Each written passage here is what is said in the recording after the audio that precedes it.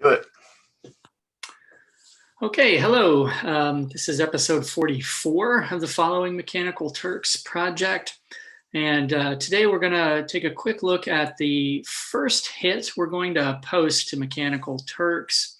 So this is all under the aegis of the second product. So the first research product was focused on using text mining to examine posts or hits that were on Mechanical Turk over a period of time.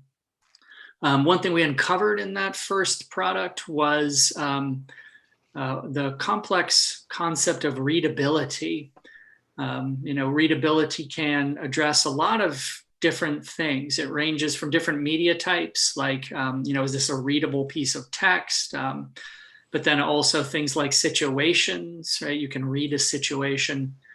There are also, as we addressed, and as we'll focus on more in this second product, aspects of related to situation of human beings being themselves readable, right? Being themselves trackable or scannable. And so this post that we're making, we have different versions of posts that we're going to be submitting, going in two phases now. The first phase is going to be addressing, it's going to ask people to summarize brief content in one of four media types. It's audio, video, image, and text, all pertaining to the same sequence, I suppose is a way to describe it. We're also going to be using two different variations of instruction language when we make that request, so we can see the differences in readability as it pertains to the language of the hit itself, what the differences are there. And so once we generate, or once we, through Mechanical Turk, have generated these different summaries, we're then going to phase two, or we're going to ask people to determine the readability of those by the simple process of selection. So we'll give them the same media and ask them to select the most readable summary from a selection, from a limited selection. We'll be doing 4 each time. And that will give us sort of a understanding of which of these is the most readable without defining what readability is, right? It'll just allow people to bring to bear, which of these is the most readable for this type of media. So that will emerge through that process. We're also asking people to rate the clarity of the instructional language in the hit, again, trying to get at readability of the hit language itself that we are composing, and also to rate the fairness of the reward that they are offered. The reward should it should be more than appropriate based on ethical guidelines, but we are going to be offering essentially the same hit in 3 different reward tiers in the first phase. Realize all this is complicated. $1 for the hit, $1.50 for the hit, and $2, which is, I think, giving the comparables that we just looked at in the first product, I think that's a generous compensation. Yeah. So, sorry, go ahead. And two, I think it's important to note that within Mechanical Turks, those differences, while they seem slight, are significant within Mechanical Turks. Right. Those levels of compensation. Right. Yeah, because many hits are on the order of a few cents. So the differences between a nickel and a dime are very significant. So the difference between $1 and $2 is because we're talking about scale. Yeah. When you're doing many of these in sequence, it's the differences definitely have an aggregate effect. So that's the gist. I went into this sort of robotic recitation because since our last session here, we have received IRB approval. I don't I think that was, yes, that would have been pending last time. We have now received it. So I've worked up the first hit into Mechanical Turk, and that brings, certain points of discussion. Well, in fact, let me just share my screen with you here. I don't think there's any problem with that. Yeah, so Mechanical Turk, when you go to create a hit, it gives you sort of options, templates, I suppose, that you can use. And there are really two predicated on survey, which is what we're doing, right? We're doing a survey. The first one is a link if you want to use a third-party service, which is still an option for us. And there are usable instructions for how to use, Qualtrics probably would be sort of the main one we think of in a university setting for like social science research. And that it gives you instructions for, if you want to use a Qualtrics, it basically just provides a link and then a blank for a survey completion code. Best practices suggests you do it that way, that you provide a code at the bottom essentially of your survey, or when it's submitted, so that people can report that code to demonstrate that they've done it. And then get compensation, right? They provided the correct code, they can get compensation. That's a way to go, and it's still an option for us. My default was the other option there is to use essentially a survey form in mturk itself, right? Those were the two options. And my thinking there was to do that because it's one less variable in terms of having to go offsite and then coming back and reporting a code. And it's using the interface of mturk itself. Yeah. Since what we're looking at is mturk itself, it keeps what we're examining on mturk, right? That is to say, since one of the things we're looking at is the operations of mturk as a platform. Yeah. To move to a third party invites, but partially you're looking at the operation of Qualtrics as a platform, or it also has instructions for SurveyMonkey or even Google Forms or Microsoft Forms. Those are all options, but that also, given our focus, it does invite. It's but the survey is not on Mechanical Turk. Right. You could still make a case for it because it is very common to do that. So common, in fact, that's one of the two options sort of built into mturk is, do you want to take this offsite?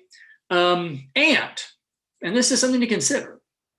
Given our second phase, the way that we're going to have to compose that second phase is we're probably going to have to use a third-party tool because we're going to have a number of summaries, right? The aim is 30 summaries for each of the 4 types of media content, right? And from those 30, one assumedly will, or a few will emerge as more readable than others. But in order to set that up in the second phase, what we have to do is, provide a selection of 4 options for the Turker to choose, right? There's 4 options. You pick the one that's most readable. Now that has to come from a draw, right? We couldn't really, or we shouldn't really set it up where it's we'll do these 4, then these 4, then these 4. You could do it that way, but then you're asking that same question. And in a sense, what you'd be getting is the best one of the 4 that you have rigidly set up. Do you know what I mean? So to do it through Turk, we'd have to have our thumb would be on the scale a little more.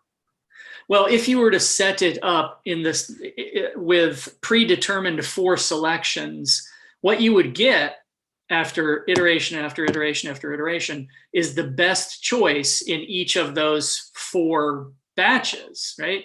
At the end of it, you wouldn't have one pick. You'd have the most readable of those four, which means, okay, so what you really have to do is not a random draw, but a pseudo random draw, right? Where every time a Turker takes that, it has to be pseudo randomly four selected from that pool of 30. That's the only way really to allow one to emerge.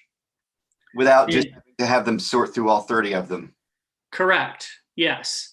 The only other option would be, of these 30, pick this. And that's, I think, psychometrically, that would itself, I mean, because, for example, you'd have to randomize the order of them, or after the first few, no one's going to pay any attention. Right. It's going to shape. Yeah. Saying choose from a batch of 30 is, I think, psychometrically sketch. I think you're going to get weird results. Yeah. So the only real way to do this is with, a random draw, but it can't be actually random, because then what you'll get is, if you actually did it randomly, what that means is there would be a big imbalance in the number of times each particular one was shown. It's hard to draw any conclusions from that. Yeah, I mean, we are iterating them a fair number of times where the differences probably would wash out. I mean, that's what statistics is. It's like, if you do this enough times, each one would theoretically be represented an equivalent number of times, right? If you did it an infinite number of times, right, each one would come up an equal number of times. But we're not doing an infinite number of times. So it's possible to probable that it's like, well, there's 30 choices. One of them was shown to Turkers 50 times. Another one was shown 12 times. So if you say, well, this one got chosen more, it's like, yeah, but it also was shown a lot more, right? So it was in the mix a lot more.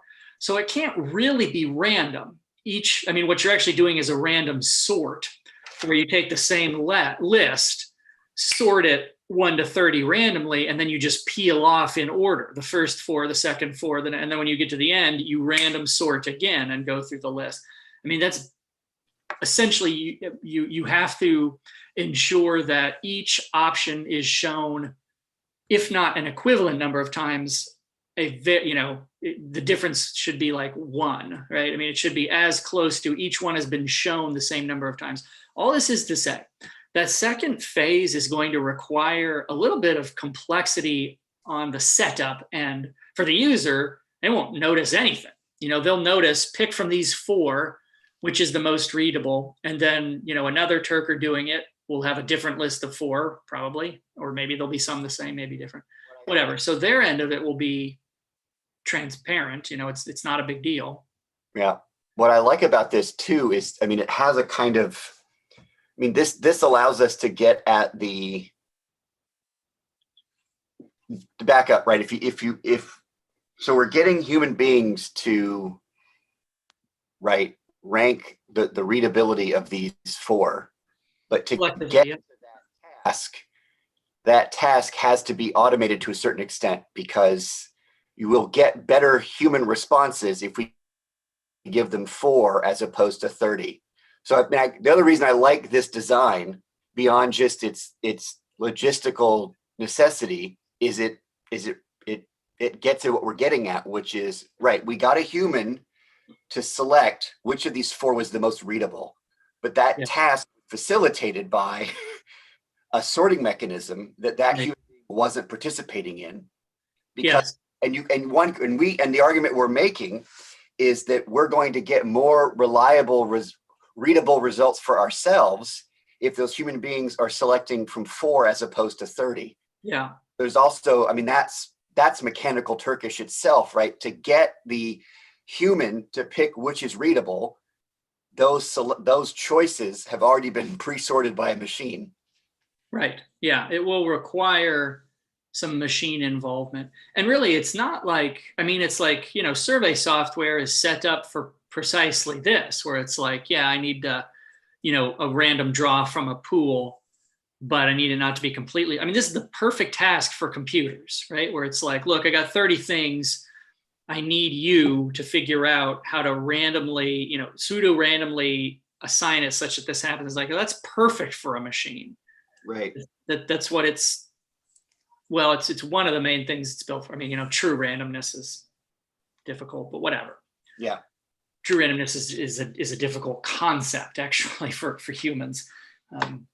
It's hard to ascertain whether anything is truly random or not. Anyway, so all that is to say, it's like the second phase is almost certainly going to require a third-party survey tool anyway, because as far as I can see, you can't do that in MTurk itself.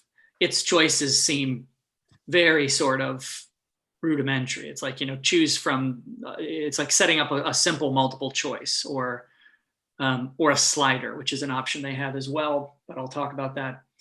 But I don't see, I mean, it does allow you to basically kind of plug in HTML and JavaScript. So, I mean, it could be structured that way, but I'm not doing that. I mean, there are tools for survey taking that do this. So I'm, not reinventing the wheel here. Yeah. So all this to say, it's like almost certainly round 2 is going to be relying on a third-party platform anyway. So that may argue in favor of doing it in the first round as well, just for consistency's sake, right?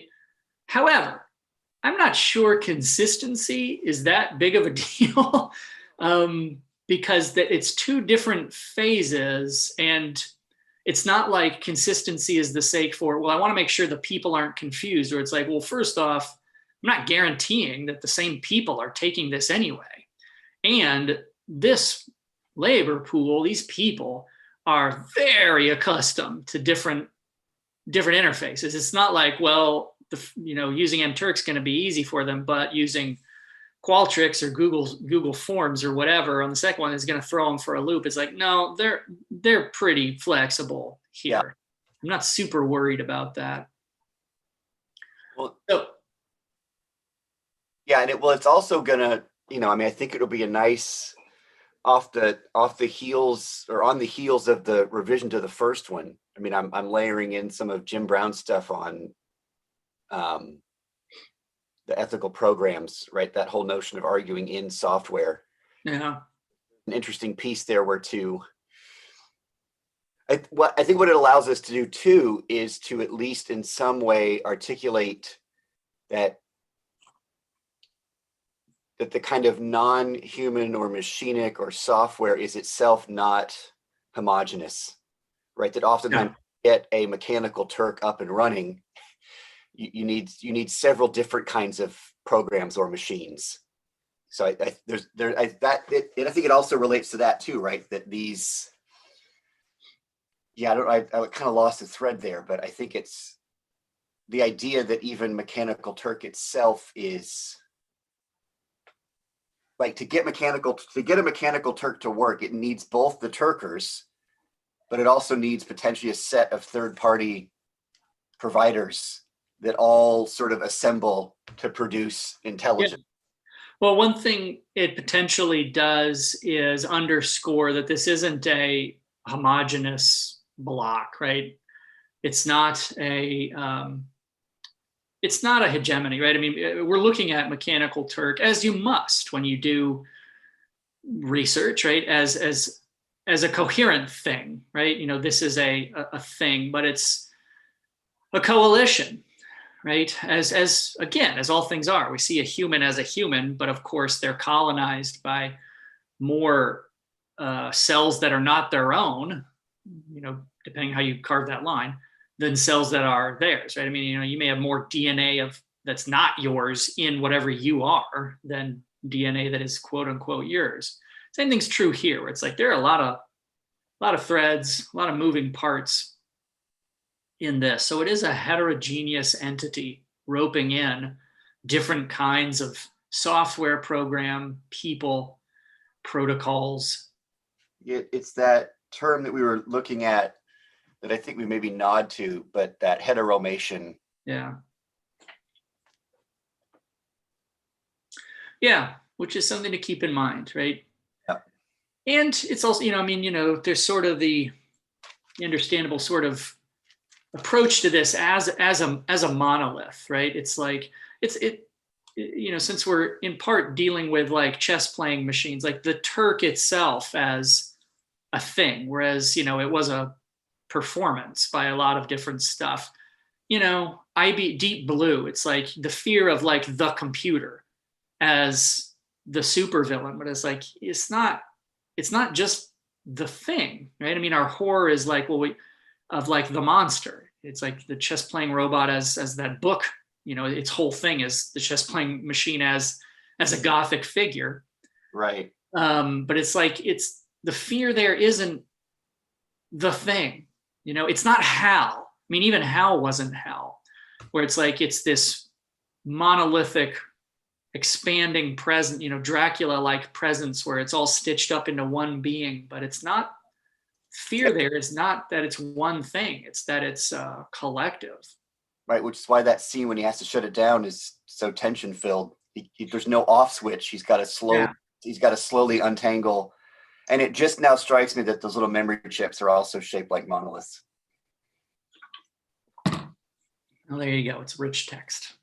Thank you, Jeremy. I'm not but no, right. It's also too. I mean, your use of the word "thing" in certain extent, it's the way Latour articulates "thing" as opposed to the word "object." Right. In many ways, what we're looking at is a thing, but this thing is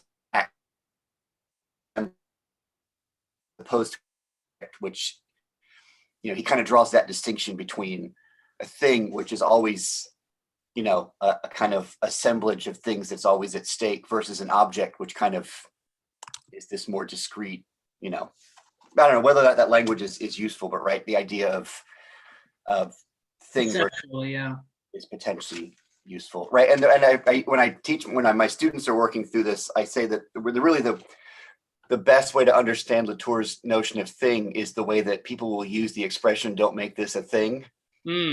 Just literally, because what you mean by that is like, don't just black box it, right? Don't make this more than, in many ways, like what we're kind of doing is we're making Turks into a thing, right? It's remember what we mean by "don't make this a thing" is don't make it complicated, don't make it right.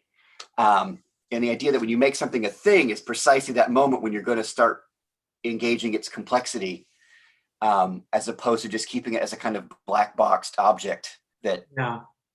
Yeah. I mean, the shorthand for that saying is, let's not pop the hood on this, right? Let's not look into its its mechanisms. Okay, so anywho, so I mean, this is it. You can see how it's structured, right? Where it's got the IRB language and instruction language here, and this is identical to what we've seen before. Points out that in terms of acceptance, everything will be good faith, which itself is interesting language that I included. Responses will be accepted.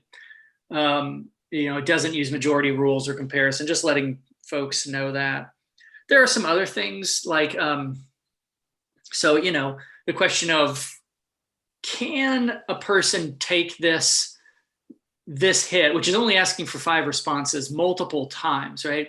And the way it's structured is hopefully such that the same worker couldn't take this same hit twice and ostensibly produce identical results.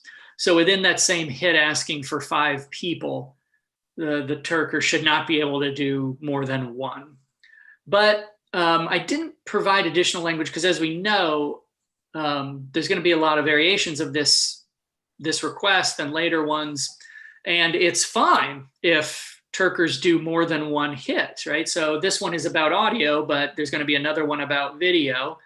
And there'll be another audio version that has slightly different description and title. And so I didn't put language here saying, please do this only once, because that could be confusing, right? I bring this up because the sort of Turker community, there's lots of guidance about like, can I take a survey more than once? Because surveys are on there and they understand. Or it's like, well, if I took a psych survey, twice, that could potentially skew the pool, right? Because it's like, well, it's me doing the same thing. And so there's guidance about that. And, most of the Turker guidance is, you know, don't take, if it's a survey, don't take it twice, just because why take the risk of getting a rejection when they say, oh, you can't do this twice, right? Yeah. And now often the thing of it is, it's like, if those show up in different hits, so if it's like, it looks like the exact same thing, but these are different hits, which is common for a lot of reasons, right? You run a second batch of the same thing. Right. And so all this is to say, it's like, there's some ambiguity here. And what I think I'm going to do is, there's nothing here saying like, make sure you've only taken this once, because that could confuse people, where it's like, well, I've taken something very much like this. Oh, right. So if I put that here, I don't want I don't want it to scare them away. It's like, well, you can't do this again, when in fact, this is not the same thing. This is close, but it's not the same thing. So what I think I might do is either just do nothing, or potentially I may sort of, on accepting submissions, have a sort of boilerplate statement that you're allowed, there will be one similar to this. Feel free to do them if you want, right? You're not doing the same thing. It's close, but it's not identical. So feel free to jump back in. Anyway, so all that is to say, this is the language. There is not language that's explicitly stating you can or cannot do other ones that look like this, because I think it would be confusing more than helpful, at least presented here. If presented in another way, like, after they get their reward, it says like, hey, thanks. You can do other ones that look like this. It may be less confusing. Yeah. That's the hope. But, all this is, it's not pure speculation. But it is still speculative. Well, and given what our interest is, that's not right. Given that we're not doing like a psychological or sociological survey, right? Given that we're kind of interested in the mechanism itself, then we can't really lose, if that makes sense, right? That if things end up coming to pass, well, we're learning something about how Mechanical Turks generates readability, right? This is still all around, how these instructions get taken up, how they get understood, how they get repeated, so.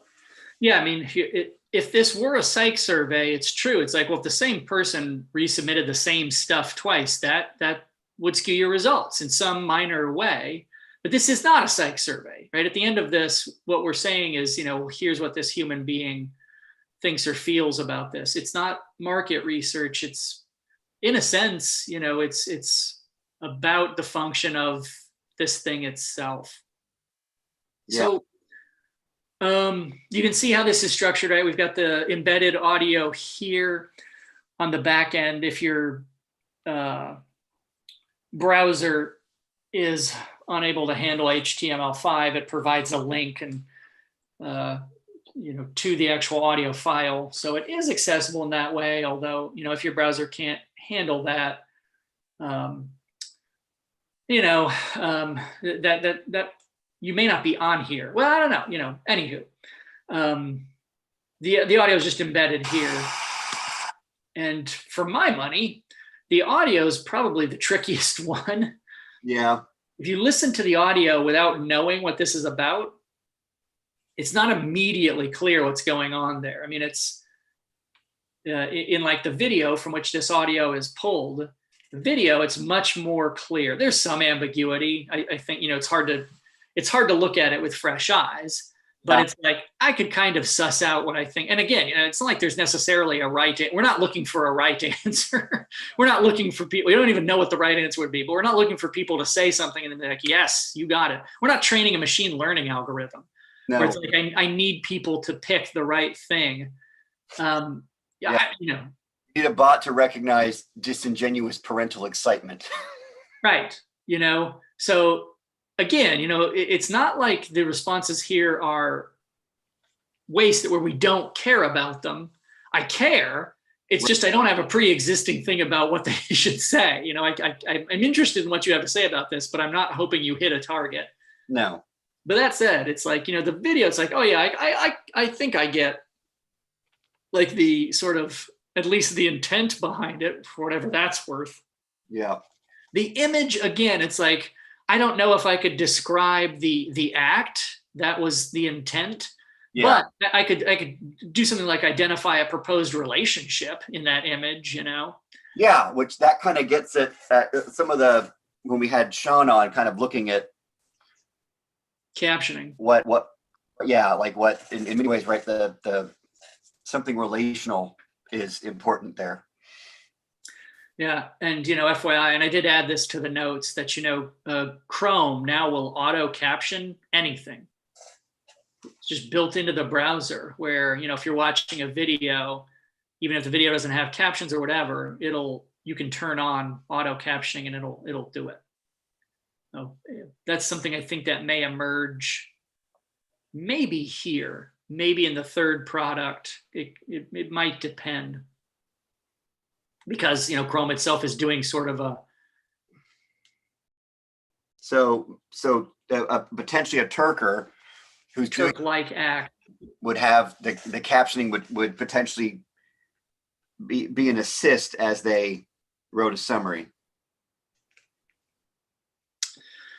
Yeah, I mean, there's that. I wasn't even considering that angle of it, because I was thinking of captioning as Turk labor. I mean, people vet captions as Turk labor, and as Sean pointed out, who contacted people who did it as a job. I mean, before it was Turk labor, it was a job, and still is. Anyway. And that's interesting too, right? I mean, as we think down the road to the third piece, it's potentially interesting that maybe Turk work that's being designed to help generate these auto captioning, you could look at people who did captioning as sort of proto Turks. Yeah. Particularly because some of when Casey and I were doing some research on a piece we wrote about captioning, that the trick is, how do you generate like live captioning that has any chance of keeping up? And one of the ways that they've done it is they've designed these systems that, like, you have a series of transcribers and you give them like rolling chunks of it. And so you generate a kind of a system that automates the labor a little bit, and that allows to create more reliable live captioning. Yeah, and in fact, I mean, that's on Turk, when you do transcription, that's often the case where you don't get a piece, you get a snippet. Yeah. And what's interesting about that is it's divorced from context, such that if you have someone, right, I mean, if you're Fordist about it, and it's like, well, we've got a movie to transcribe, so we'll give everybody 30 seconds. It's like, yeah, but if I'm writing a piece that's much later and I don't have the benefit of the earlier work, I'm just doing this, quote unquote, mechanically, where it's like, yeah, I can write down what I think they said, but I have no understanding of context, right? I mean, it's as though you're looking at the image we provide of a man leaning over a boy, and it's like, I have no idea what this relationship might be. It's like, you can't identify that as, what's gone on between these two previously. What's the implied relationship there? I mean, they appear to be looking at schoolwork, so that does invoke a context. Anyway. No, and it's interesting too, is I think this system was designed in part to alleviate that, so that they would be watching it, so they'd know the context, but they would then be enrolled at particular moments. Right. But also, right, I mean, the whole the sort of proto-Turk, right? This happens in tech comm all the time, where you've got these CMSs where tech writers are writing up little snippets, and then somebody down the line is then pulling those chunks out of the CMS, and they compile the document. Right. So, yeah. Yeah, and it's neither inherently bad or good. It's just a thing with effects. Anywho, so in this also one useful thing is that these are all required. So it should sidestep an issue where we get an incomplete response. You're compelled, like if you try and submit this, it won't do it when you haven't answered the questions. It tells you need to select options, you need to provide the input here. I mean, to be sure, it can be gamed. You could put lorem ipsum in these summaries, and there's no way for it really to say, oh, that's lorem ipsum. And as we put in our IRB proposal, it's like lorem ipsum is fine. I mean, the only thing we're looking for is to exclude things that are threatening or obscene. Yeah. But otherwise, it's like if you write a sentence here where it's like, 4 people are at McDonald's, and I'd be like, all right, no, but that's fine, whatever. Because the understanding is that in phase 2, that will wash out, assumedly, that wouldn't be selected as the most readable summary because it doesn't really pertain. Or maybe it does. I mean, I don't think so, but it doesn't seem. We might want some of these early summaries to potentially do that kind of stuff, so we have those kinds of outliers for phase 2. Well, and honestly, I think we're going to get some honest outliers anyway. I mean, like when I listen to this audio, I'm like, even who knows what's going on. It's like, if I try and think of it without context, I'm like, yeah, boy, you could put a lot of stuff here. I mean, it's fuzzy, and it's also, it's pulled out of a video where it's not like they're saying, hey son, how's your homework going? It's not a snippet from Prairie Home Companion where it's made for radio. And it's in medias res where it's like they're just doing it. And so, if you listen to it, it's like, I don't know. Anywho. Which would be interesting too, and then when people have to listen to the clip and then judge what's the most readable, it'll be like, when people hear us, well, that'll be it. I wonder if that'll be something to think about for the second one is what's the timing? Like, do they listen to it and then get the options, or do those exist side by side? I mean, in terms of the interface, it would probably look similar to this. That's an interesting point because, I mean, as we've seen, if you prime people, if you had the options first and said, here are 4 choices, which one of these is the most readable for this? I mean, that's definitely prime. I mean, it's almost like that illusion where, as I'm sure you've seen, it plays an audio clip, and if you listen to it, it just sounds like bloops. And then it says, all right, now here's a sentence, and listen to it. And suddenly it sounds like the sentence. You're like, holy cow. I mean, it's a perfect sort of example of priming, where it's like, if this is what you're listening for, the actual reception of data radically changes, where previously you couldn't hear it.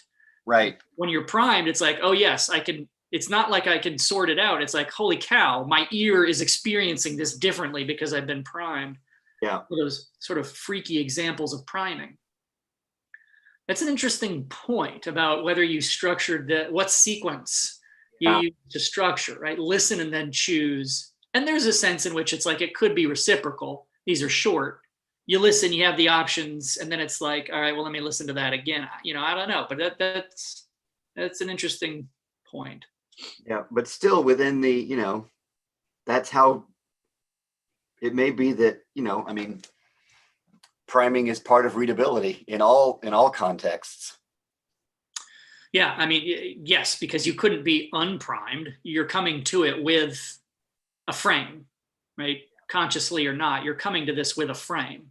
That's why there's those. I mean, that's what makes research on priming so interesting, because because they're hard to replicate. I mean, that's why there's the research on priming is always complicated, because it's very hard to replicate. But oftentimes when people will poke holes at priming, they're just pointing to other primes. Yeah. So, if you have a fake study, and then you're going to time people from they walk out of the room to the elevator, And if you've primed them with words associated with the elderly, they'll walk slower. Right. But somebody will say, well, something else could explain that. But what they mean is, well, you could have done something else that made them walk slower. Well, Right. you've conceptually demonstrated that priming is the thing, right? So oftentimes people who will do priming research will refer to it as conceptual replication as opposed to like, I can't run that study again and get them to walk at the same speed. But that just means there's some other prime at work that I'm not in control of. So I have conceptually replicated the idea that priming is in fact a thing. Because oftentimes if they say, well, they didn't walk slow because you said Florida and retirement home, they walked slower because you must have done something else that made them walk slower, i.e. a prime. Yeah, that is tricky because it reminds of sort of the Lectorian bind of whatever comes out is more just grist for your mill, right? No matter what happens, you say, well, that proves priming. Well, no, the other thing happened. Well, that proves priming too, just in a different way. Yeah. It's like there's no way to falsify. There's no way to say, no, it's not a thing, because it could always be, well, it's just a different version of it. That's what they, and then that's the kind of counter response to that. Well, then you've got falsifiability issues. But it's interesting when oftentimes the critique of a study is what you must have done something in the design has generated this, and so you can't prove a causal relationship. But oftentimes that's some other impact has resulted in something, and so it makes priming research really a mess because, well, as you know, and the psychologists I work with that we met at the Neuroscience and Humanities Conference, the amount of control, all the other variables you have to control for to get a behavior, generate a behavior, is oftentimes, part and parcel of the behavior itself, right? To get people to, particularly, right, it relates to this, right? The kind of, if you're trying to get at sort of base human behavior, you have to kind of turn them into automata that will then generate that behavior. Right. And the way that you do that is by you have to excise all of the complexity that might otherwise motivate their behavior. And so if you turn human beings into automaton, they will behave like human beings. So that which goes back to the issue of, right, psychology is the thing we were talking about a couple of episodes ago, or maybe across a couple episodes, right? The idea that in this digital context, the human being is the base, it's the thing that's read, right? Is a somewhat long-standing phenomenon in psychological research, right? How do we get a human being as a subject in this study to behave in a way that generates readable behavior from which we can draw correlation and causation? Right. Yeah. Yeah. Well, so anyway, I mean, that's the gist of the hit there. It's ready to go. And so, I mean, I can basically just release this at any time. It's only asking for 5 respondents. So that first batch will give us, insight in how this works, right? It's like, you do this, we'll see what happens. Hopefully if something blows up, it'll do so in a meaningful way. Right. As long as it's interesting, we can make it work. Yeah. And then, as I mentioned, kind of the trickier thing perhaps will be phase 2, because, like our university has access to Qualtrics, but there are other tools, but, it'll require a little bit more sophisticated setup. I don't think it'll be onerously more, but just additional steps. Yeah, I've just had to make some initial forays into Qualtrics to generate some surveys for the job search we've got going on. But yeah, there are a lot of options within Qualtrics. Well, that's the thing. It's like, there are tools that do this. It's just, setting it up so it does it appropriately. Right. Yeah. I mean, that's the thing. It's like, we don't have to treat this, ex nihilo. It's like, no, this is well covered territory. Yeah. And another reason not to make it up from scratch is we're interested in exploring that territory. So yeah, whatever's out there that's being incorporated into Turks on a regular basis is something that's of interest to our right. Just generally. And then just a couple other points, these aren't huge, but like the rating questions right now, you'll notice they are set up as multiple choice. Turks actually has a slider built in, but about that. Yeah. What's that? I was going to ask about why not a slider? I'll tell you why. For one thing, sliders have a default value. Seems to be unavoidable. They have a default value. So if someone just skipped over it, it'll just take that default value. So where you set the default is going to be meaningful, right? Is the default unclear or is the default clear, right? Because and there's no way to guarantee someone didn't skip by it, right? The slider also doesn't permit these textual descriptions, somewhat unclear, completely unclear. In part, I kind of liked that because with those 4 choices, I mean, you can have a 4-point slider, but it'll be basically, how clear is this? How fair is this? 1 to 4. I like this because there is no middle ground here. Yeah. You have to make a choice because in part, this is prompting a textual response, right? Why did you make this choice? You have 4 choices. There's no middle. What's the difference between somewhat unclear and somewhat clear? It's like partly cloudy and partly sunny. Right. Yeah. Plus, I think we did flat digging that if you've got that middle option, it tends to generate a bias around the middle. Yeah. Which again, I mean, you can do numerically through the slider, but there were, the default, I think, is a thing. Yeah. That lack of description was a thing. That default seems to be a big thing. Maybe I didn't look at it closely enough. There might be some way to put NA or something in there, but I couldn't find it. Anywho, also, I should point out this more closely matches what we submitted to IRB. Yeah, if we did the slider, would that potentially? I mean, it's a very minor, but still a change. I don't know if we would need to submit an update for that.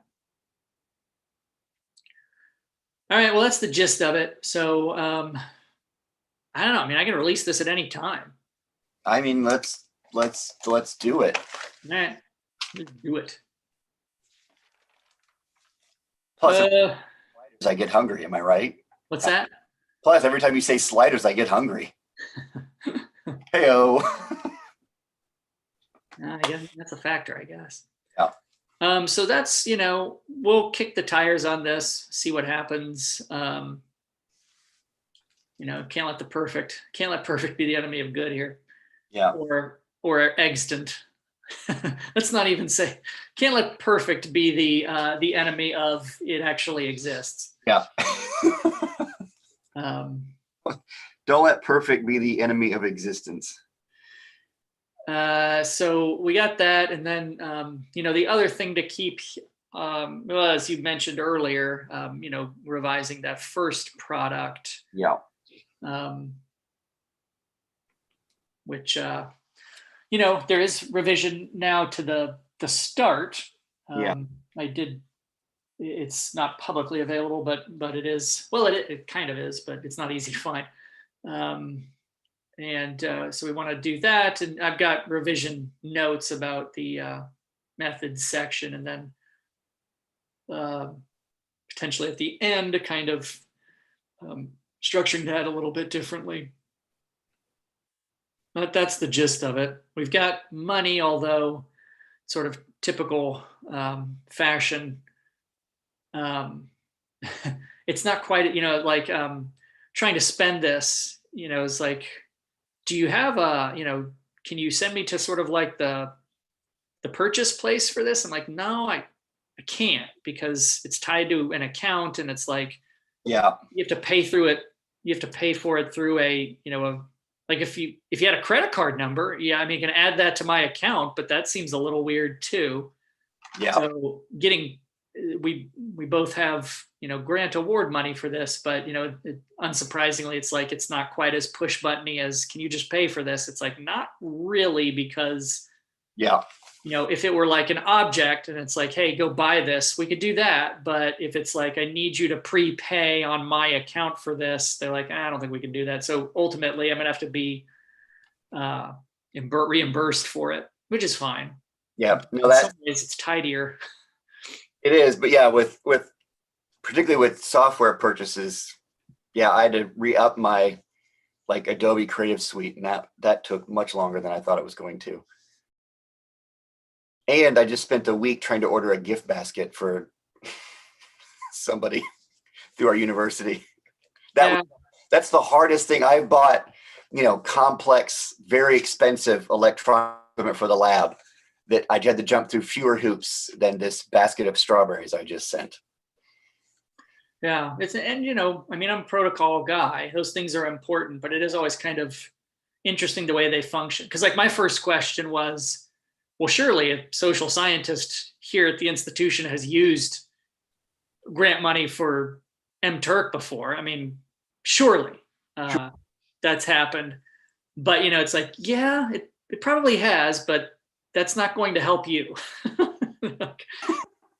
Another sort of case where it's like, that knowledge probably exists, but for you, it doesn't. Yeah. It's crazy. Boy. Amber alert. Interesting. All right, well, that's the gist of it.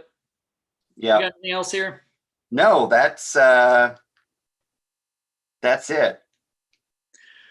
All right, so we'll see how this goes, and then we may move forward with data collection. As we talked about, we'll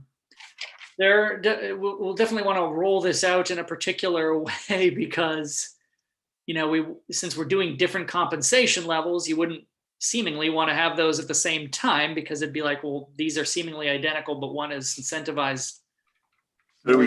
Is it on a timer, or do we just wait until do we reach a critical mass on the one tier and then move to the next one? I mean, it's all manually done. I'm thinking do them all at a price point before moving on to. So that would be the 4 types and the 2 variations at a price point before moving on to a different price point. Okay. That's another reason why, maybe notifying people, hey, you can do that too. You can't you can't duplicate within the same hit, but you can definitely do later ones. Well, I have you on the line. Yeah. Sorry, I thought that was aimed at me. I was waiting. No. All right. Well, that's the gist of it. Okay. All right. Well, I will talk to you in a fortnight, I guess. All right. Yeah, I've got introductory stuff I need to plug in. So. Does it for this? What apropos of for the revision? Oh, okay, right. For the introduction of the. Okay, right. Yes. Okay. Well, on that awkward note, let's call it. All right. I'll see you. Yeah.